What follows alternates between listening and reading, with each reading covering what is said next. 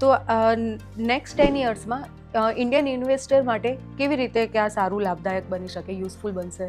Correct. સો આવનારા 10 વર્ષ કે ઇનફેક્ટ હું તો એવું કહું છું કે 2047 જ્યારે ભારતની જે ઇન્ડિપેન્ડન્સ છે એના 100 વર્ષ પૂરા થવાના છે, ત્યાં સુધી ભારતનો એક ગોલ છે ડેવલપિંગ ઇકોનોમીમાંથી ડેવલપ ઇકોનોમી બનવાનો.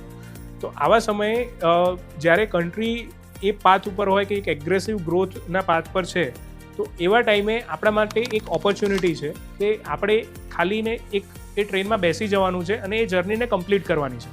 અને આ દરમિયાન જેટલો પણ કન્ટ્રીનો ફાઇનાન્શિયલ ગ્રોથ થાય છે અને કંપનીના ટોપ બિઝનેસીસનો ફાઇનાન્શિયલ ગ્રોથ થાય છે ને, એ ગ્રોથની અંદર જો તમે પાર્ટનર બનશો તો ઓટોમેટિકલી તમારું જે પર્સનલ જે ઇન્વેસ્ટમેન્ટના ગોલ છે એ ફૂલફિલ થઈ જવાના છે.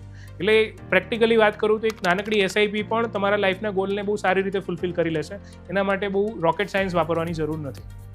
તો મતલબ આપણે જે રીતનું ડિસ્કશન કરીએ છીએ એ પ્રમાણે મને ખાલી એટલી નાની વસ્તુ કે જે મતલબ આપણા જે વ્યુઅર્સ છે એમને બી સમજમાં આવશે કે તમારે એક નાની તો નાની એસઆઈપી સ્ટાર્ટ કરી દેવી જોઈએ.